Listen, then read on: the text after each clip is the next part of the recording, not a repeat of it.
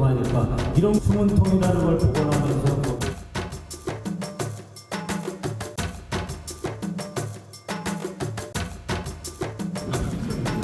허식 천수의 이고 일단 모르는 분이고 내용을 모르는 내용에서 제가 관련된 문제는 아니라고 말씀드렸고 아까 5.18에 관한 우리 당과 저의 확보하고 기본적인 말씀을 여러 차례 설명드린 바 있습니다.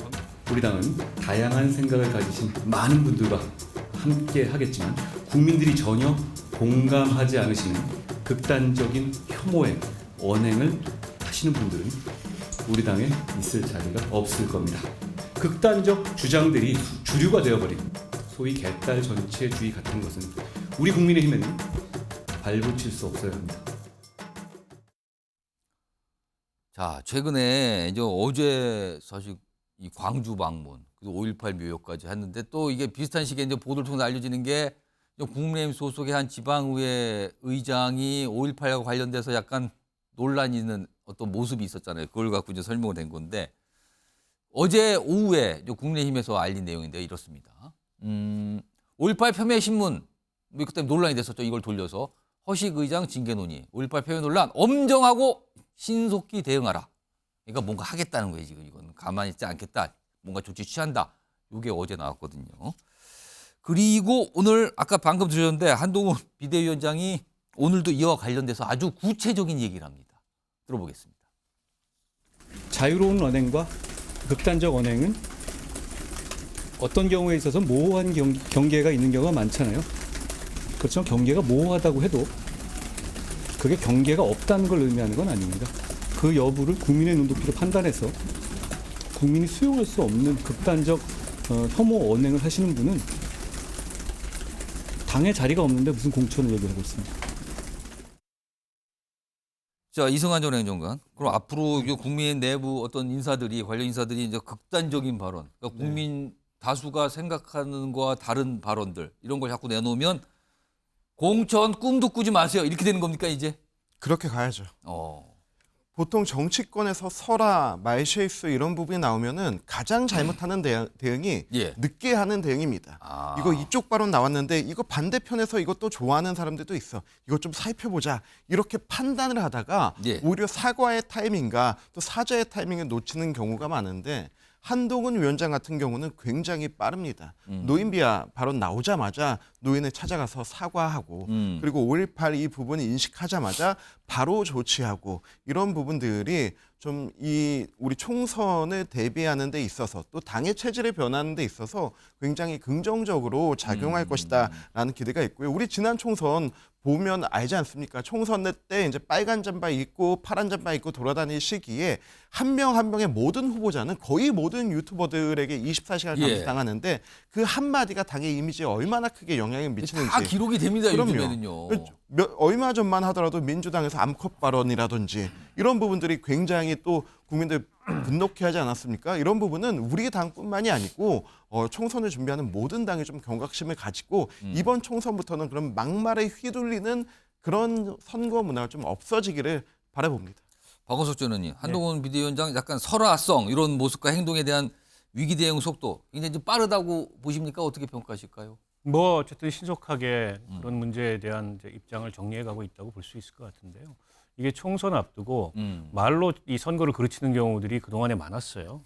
그리고 이번에 한동훈 비대위원장이 들어서자마자 비대위원으로 위촉했던 분 중에 한 명이 노인 폄훼 발언, 예. 일제 식민지 지배를 미화하는 발언 등등으로 인해서 결국에 비대위원직에서 그만뒀는데 예. 아마 그 과정에서 이게 당내에 뭔가 이게 혐오 발언이라든지 예. 부적절한 언행으로 인한 이 총선에 있어서의 악재 이런 것들을 경계해야 되겠다 이런 생각을 한 게 아닌가 싶은데요. 근데 이제 5.18 같은 경우에 저는 그 5.18 정신을 헌법 전문에 넣는다는 이제 한동훈 비대위원장의 얘기를 들으면서 자동적으로 정광훈 목사 얼굴이 떠올랐거든요.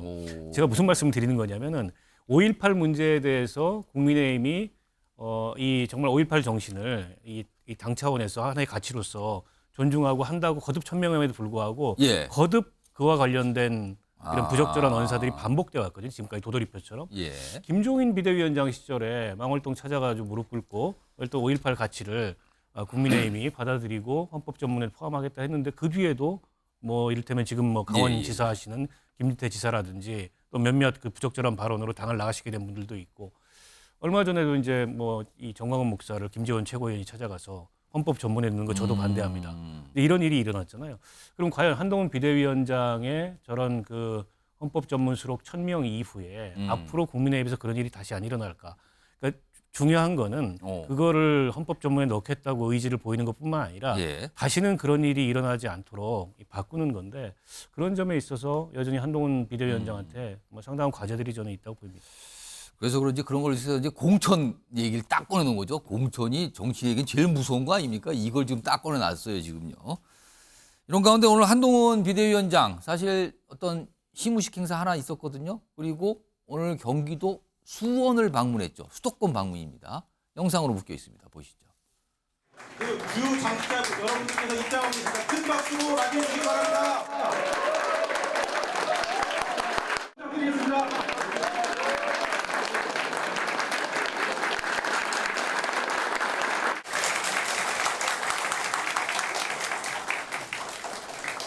대표적인 경제 거점 도시들이 다수 존재하고 많은 사람들이 거주하는 만큼 경기도 자체가 대한민국이라고 해도 과언이 아니라고 생각합니다. 경기에서 우리가 국민의 선택을 받으면 우리는 승리합니다.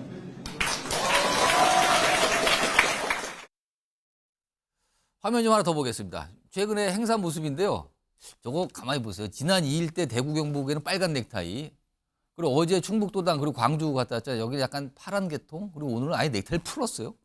약간 컨셉인 것 같기도 하고. 수도권은 약간 아예 넥타이가 필요 없다. 여기는 그냥 약간 이런 모습도 있었는데. 그런데요. 중요한 거는 다음 한동훈 비대위원장이 오늘 뭔가 발표했어요. 이거 예상치 못했는데 빨리 나왔거든요. 들어보시죠. 국민의힘은 오늘 4월 10일 총선에 대비하기 위한 공천관리위원장으로 고려대학교 법학전문대학교의 대학원에 정영환 교수를 내정했다는 말씀드립니다. 우리 국민의힘에 설득력 있고 공정한 공천을 맡을 적임자라고 판단했습니다. 자, 그동안 이제 공관위원장 누구일까? 근데 이제 법조인이나 검사 출신, 특히 검사 출신은 이냐 아니냐 뭐 이런 거 있는데 오늘은 이제 대학 교수예요. 로스쿨 교수인데 사실은 그 전에 이제 판사를 거쳤죠. 그러니까 판사 출신 로스쿨 교수 이렇게 됩니다. 소영주 부대변인 어떻게 평가하실까요?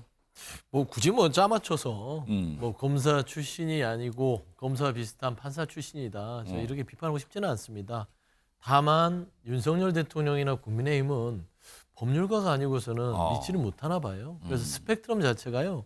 너무 협소하지 않냐라는 비판에서는 자유롭지 못할 것 같고요. 근데 이제 아까도 계속 그 한동훈 비대위원장의 어떤 여러 가지 발언들을 보면 공정 얘기를 계속 반복하시거든요. 공정한 공천, 공정한 뭐 내일, 뭐 공정한 부분에 있어서 실천하겠다 이런 거거든요. 뭐 사과에 대한 어떤 실수에 대한 사과가 바로 하는 신속한데요. 다 좋습니다. 훌륭해요. 말과 행동들이 매우 저는 나이스하다고 봅니다. 그런데요. 사람이 말과 행동이 다른 부분이 딱 한 가지가 있습니다. 예. 공정한 부분, 상식적인 부분 하나를 못하는 게 김건희 특검이에요. 저는 한동훈 비대위원장이 김건희 특검법을 못 넘잖아요. 그러면 그 어떤 행동을 하고 어떤 말을 하던 간에 모든 것들이 빈수레다. 알겠습니다. 라는 측면에서는 저는 이게 그냥 넘어갈 문제는 아닌 것 같고요. 한동훈 비대위원장께서 이 부분을 이거 그냥 이대로 못 넘어간다라는 측면을 좀 강조하고 싶습니다. 자, 윤석 대변인. 오늘 공관위원장 임명. 판사 출신 로스쿨 교수. 또 여기 이제 법조인 뭐 약간 이런 지각이 있는데 이거 어떻게 좀 봐야 됩니까? 뭐 법조인 출신이죠. 근데 결론은 지금 교수십니다.